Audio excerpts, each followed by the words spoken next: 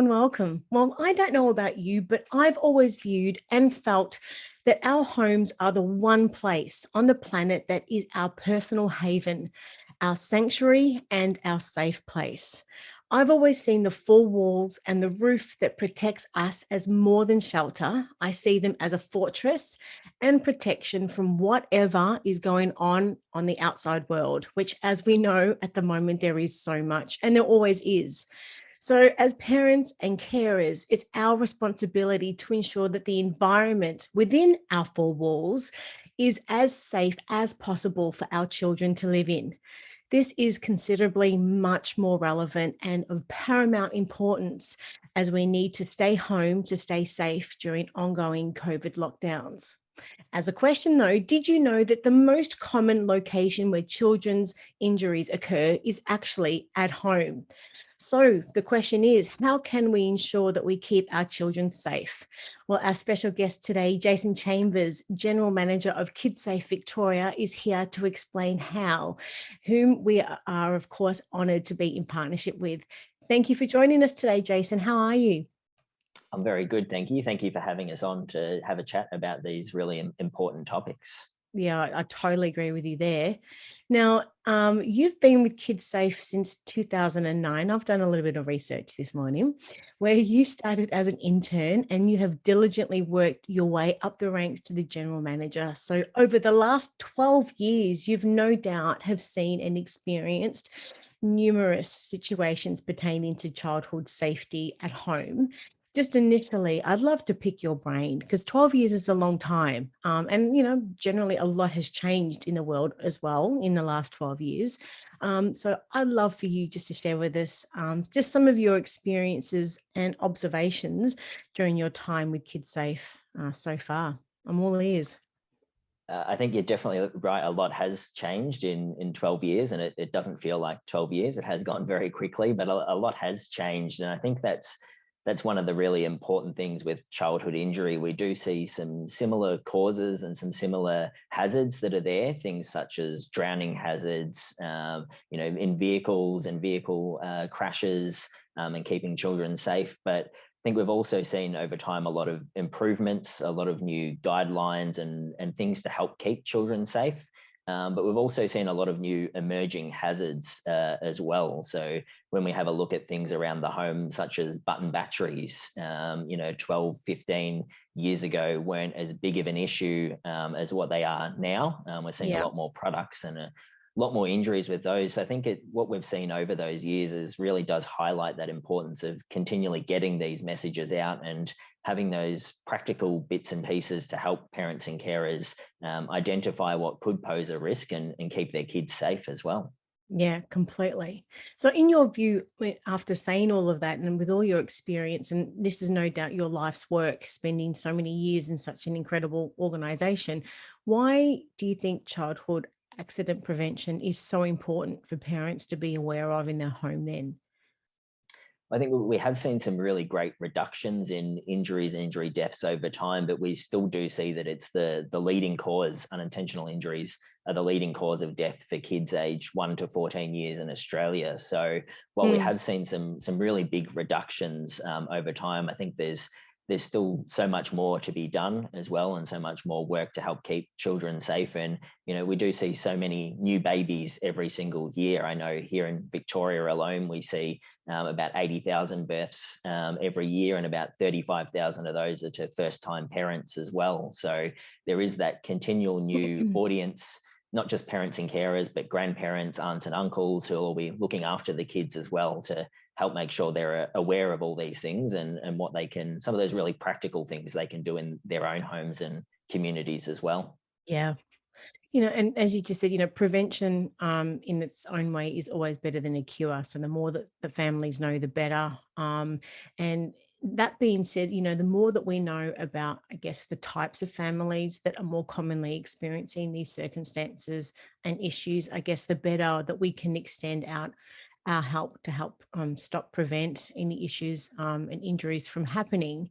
So, I mean, typically, is there, and have you found Is there any pattern in the type of demographic or geographic spread of families that experience injuries in the home? And or on the flip side, is the probability of injuries occurring in the home not classified to any particular group? I mean, can this happen to anyone if they are not aware of the risks? Yeah, I think that's right. We do see such a widespread in those risks and things when we start to have a look at some of the things like bodies of water and poisons and button batteries. They are something that exists in the large majority of homes right across the country. So it is really I guess a hazard and something that's really important for all families to be aware of. Mhm. We do know that there are some certain populations or areas that do experience higher levels of injury. So I know here in Victoria, particularly when we look regionally, that we do see children in regional areas experience higher rates of unintentional injury death than children in metropolitan areas. And for some of those risks, in regional areas, they're often living on a farm, which is both a workplace and a home mixed into one. So there's a lot of different hazards there that you wouldn't find in your normal suburban home, things such as machinery and tractors and large animals and livestock and all those sorts of things which don't exist there. So we do see some populations or areas which are at higher risk, but it really is a risk that's there for all families to be aware of. Yeah. And I understand that over 150 children die each year from preventable injuries, and a further 68,000 are hospitalized. I think these are very high numbers for a first world country, would you say? Yeah, they are still very high. So we have seen around about 40 years ago when KidSafe was first established, Hmm. the rates were over 700 deaths per year, and a lot of those were made up of transport accidents, but also drownings as well. And we've seen a really large reduction in those, but that 150 is still 3 children every week in Australia who are killed due to an unintentional injury. So I think there are still a lot of things that we can look at and a lot of work still to be done to make sure that we can ensure those rates continue to decrease as well and get them down as close towards zero as we possibly can. Mm. Have you seen an increase in childhood injuries as a result of families being home more in lockdown? We did see, so here in Victoria last year, we did see a fairly sharp increase in the number of unintentional injury deaths. And obviously last year for Victorian families was a year when they spent the large majority at home. So we did see 32 deaths for Victorian children due to unintentional injuries last year, which was up. The average before that was around about 17 or 18 a year. So it was almost double the amount of incidents we saw last year, and a large majority of those were due to drownings as well. So I think we often think about drowning as being something that happens at the beach or in a pool and those large bodies of water, but for toddlers, it can be anything that just holds a few centimeters of water. So, all homes have baths and buckets. Some homes might have fish ponds or even pets water bowls, those sorts of things that exist around all homes, not just those bigger bodies of water such as the pool or the spa as well. Mm. As a question, I mean, life is always busy and there's always, parents are juggling numerous things at once, along with sleep deprivation and all kinds of stuff. I mean, does KidSafe define the difference between preventable injuries and just pure accidents, and or are they the same thing?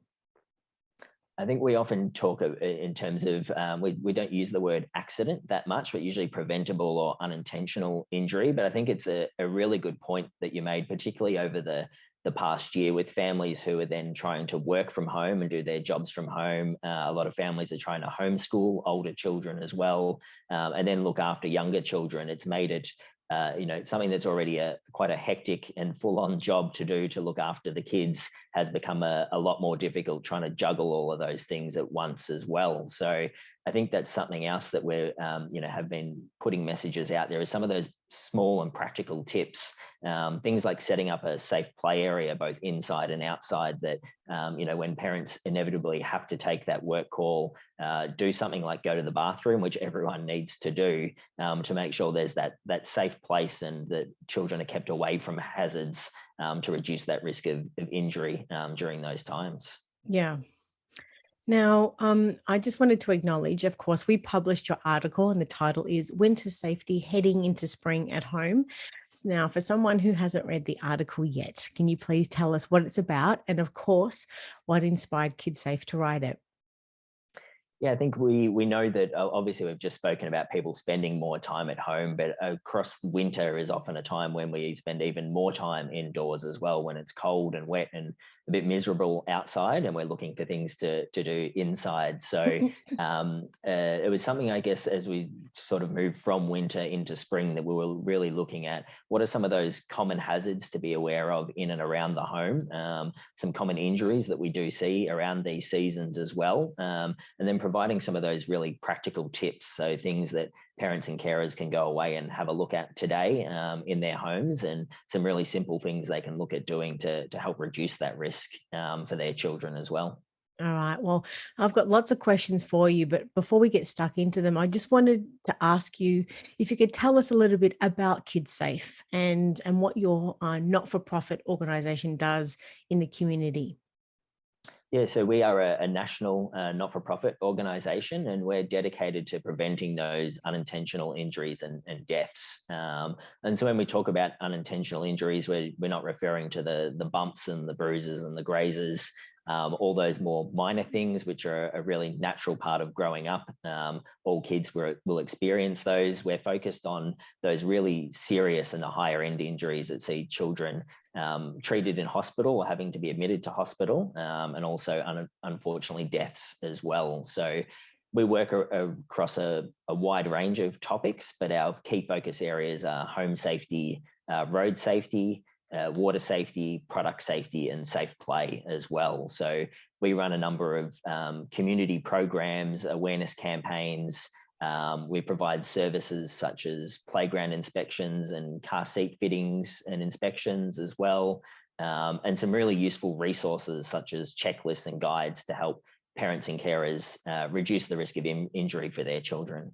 Yeah, thank goodness that we do have an organization like you guys. It is such critical and vitally important in work that you're doing. So, on behalf of everyone, thank you for just for the last 40 years, for all of the lives that no doubt that you have saved as well. So, it's incredible. So thank you for just being around and doing the work that you do. Now, I'd love to know also, typically, what are some of the more common injuries that children experience in the home? In your article, you list the top 6 to help families stay safe. I'd love if you could maybe just go through each of them with us now. I'm all ears.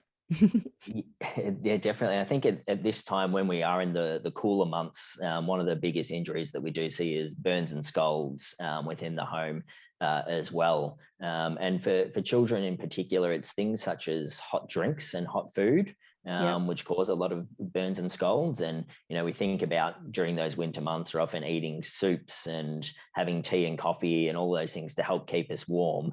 So that they can pose a risk for children, particularly for children. Their skin's a lot thinner than an adult, so it burns a lot easier as well. But children don't yet understand the dangers of something that is hot. So it could be a cup of tea or coffee that's sitting on the coffee table that they knock onto themselves or pull down onto themselves. For older children, we do see a lot of burns from eating things such as 2-minute noodles that can be spilt onto their lap while they're eating those as well. And then along with those, we see a range of other hazards. Obviously, there's a lot of heaters. People might be using open fireplaces in the home to heat and keep warm as well. Things such as hot water bottles and wheat packs and those sorts of things, which we're all kind of looking towards to help keep warm during the cooler months, but can pose those burn and scald hazards. So Mhm. that's one of the ones, particularly we see a rise in cases over the winter and the cooler months for those. You mentioned in the article also that treadmills, there's different things around the house. Of course, a lot of us, I don't so much use hair straighteners. If I straighten my hair, I end up like Grug. Do you remember the kids' book? Yeah, I end up like a walking Grug if I try to straighten my hair. But a lot of mums, a lot of women do use hair straighteners, irons. There's lots of other things around the house, of course, that have got like burning capabilities as well. But that's quite interesting that you've mentioned those as well. Did you want to maybe just speak about those? I'd love to hear about them. Yeah, that's right. So there's a lot of those other household appliances that we do use, and the hair dryers, hair straighteners are a really common one, particularly in those bathroom areas that they may be left there, and a child could have easy access to them after they've been used. And some of those get really, really hot, particularly things like hair straighteners, and they do take a long time to cool down. So it might not be immediately after they're used. It could still be in that 10, 15, 20 minutes after they've been turned on that they're still hot enough to cause that injury. And treadmills are one that a lot of people are really Interesting. surprised by as well. Yeah, and something that a lot of people, or more people, might have in their homes. A lot of people have been looking at fitness and working out from home while we've been in lockdown as well, but they can cause a lot of friction burns from those. So children coming into contact with the moving parts. And when you think about the belt of the treadmill is usually down at a child's level when they're crawling around. So that is another one.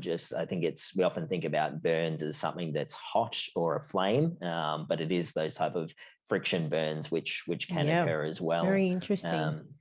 And then even outside in our garages, things such as the car exhaust is another one, which is Oh, wow. usually down at a child's level, and something that can stay really hot for a long time as well. So that's another surprising one we often find that people are a bit surprised by when they hear that could pose a risk of burns and scalds as well. Incredible.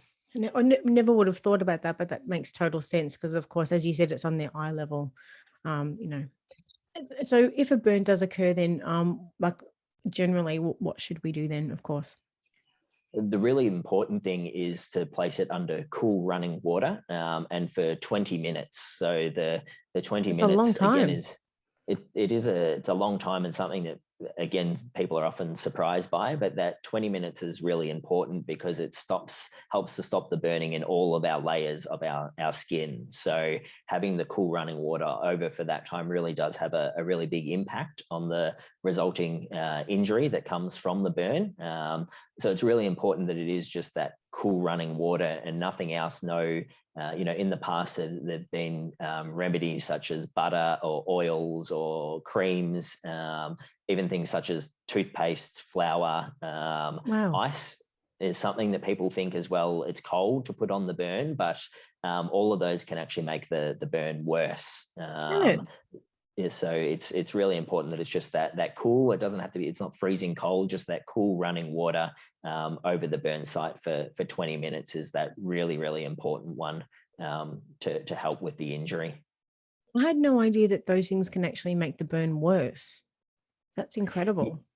Yeah, they can make the burn worse, and some of them can cause other issues such as infection when you start putting other things on top of the burn as well. So I think particularly ice is something that a lot of people would think, oh, that's cold on hot, but it is a lot far too cold, the ice for the burn. So that can actually create and make the burn a lot worse. So yeah, it's really important just for that cool running water over the site for 20 minutes. Whenever children are involved as well, it's always a really good idea to seek medical attention as well. So Yeah. seeking medical attention because you don't want complications with things such as infections and those sorts of things occurring after that as well. Yes. So getting them under that cool running water to start off with, and then seeking medical attention. And if it is an emergency and quite a large burn as well. So if the burn's bigger than a 20-cent piece, you usually say, is to have medical attention. And of course, calling an ambulance for an emergency as well. And of course, we've got the link, which of course, KidSafe have your National Burns Awareness Month. So we've got a great link in that article for any more information. The next one that you list in the article is install smoke alarms and check them on a regular basis. So I'd love to know about that. Yeah, that's another really important one. And fire services across the country, really encourage everyone to make sure that they are tested regularly, because only a working smoke alarm can help to save lives. So a lot of people often do think, again, that you would smell smoke if there was a fire in your home, but when we are asleep, our senses aren't working as well as what they do when we're awake, and particularly for children as well. So for families, particularly if you've got a new baby, it's not just thinking about how you get yourself out in the event of a fire, but also the baby or the children that you have with you as well. So making sure that the smoke alarms are there, testing them regularly to make sure that they still work, and also that maintenance of them as well. So dusting and cleaning them to make sure that they're free of any little dust or little particles that could affect their performance, just to make sure that hopefully you don't need them and they will never need to be used. But if there is a fire, it gives you that early warning and helps you and your family to get out safely as well. And a good reminder to change the batteries every year as well, which is something that a lot of us probably don't do. And thank you for reminding me, because I'll put that on my shopping list to make sure I get some batteries to change ours. So thank you. But it's a very important thing, acknowledging at some point in the year, maybe just pop it into your calendar or whatever it is to ensure that you do that every 12 months. The next one that you mentioned also is to service your gas and fuel burning appliances. So tell us about that. Yeah, so any gas or fuel burning appliance can produce something called carbon monoxide. And I guess the really dangerous thing with carbon monoxide, it's often referred to as the silent killer, because it doesn't make a sound, you can't smell it, you can't taste it, but it is quite serious and can cause some quite serious health impacts, and has led to deaths as well. So something that's really important for any gas, so if you've got gas heaters and those sorts of things, is to have them serviced regularly to make sure that they're in proper working order and they're not spilling carbon monoxide out into our homes.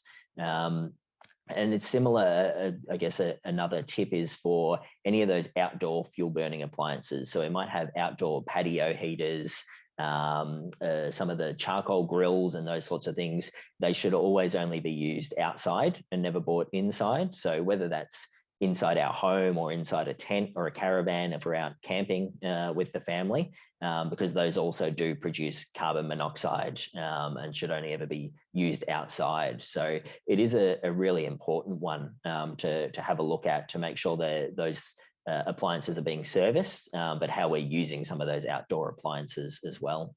Who services them, or who should service them?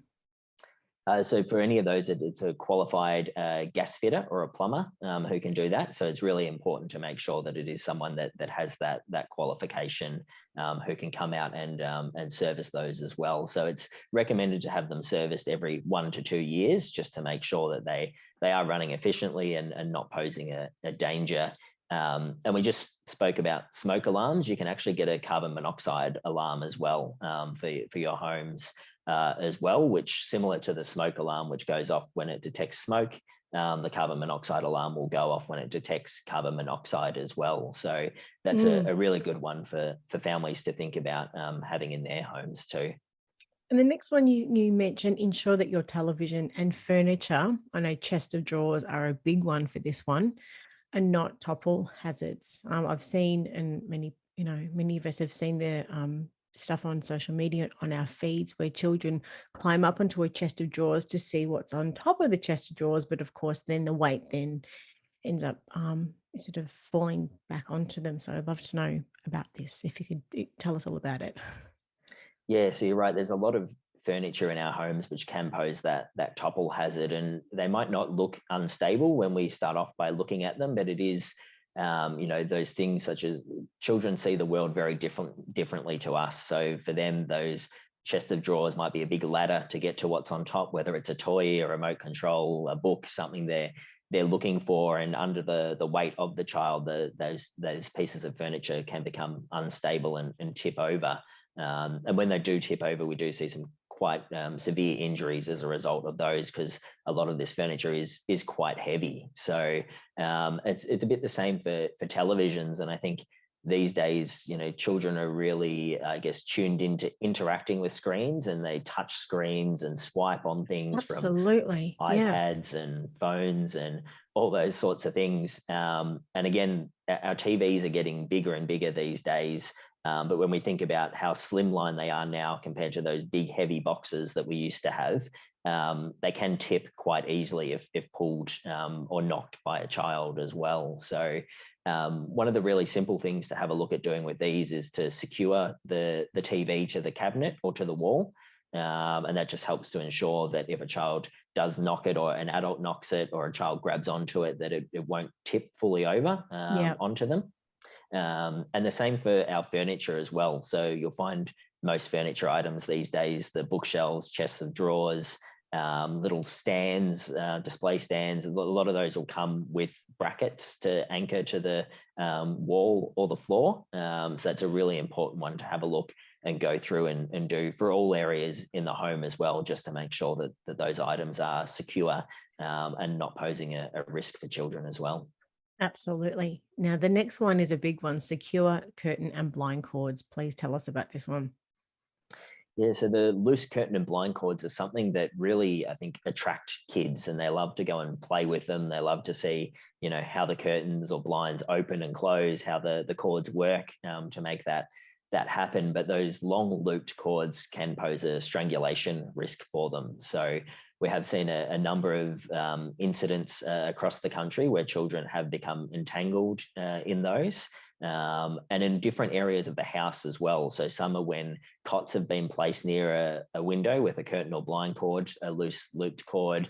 Some are in other areas of the house near other furniture, such as couches in living rooms as well. But the really simple thing we can all do for those is to secure them up high out of children's reach.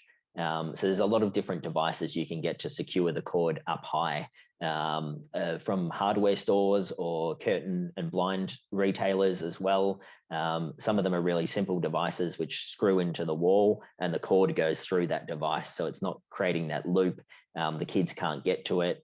You can still operate the curtain or blind, but it's not causing that loop that they can then become tangled in and pose that risk for them. So it's a really important one to go through, particularly for older homes. There are regulations now that all newer homes come with the curtain and blind securing devices when new curtain or blinds are installed. But for a lot of older homes, they might not have those and might have those loose cords. So it's a really important one to go through and have a look in all areas of the home if anyone does have those. And they're quite cheap to buy some of those securing devices as well, and just make sure that they are up high. It's recommended 1.6 meters off ground level to make sure that they're out of children's reach and not posing that hazard for them.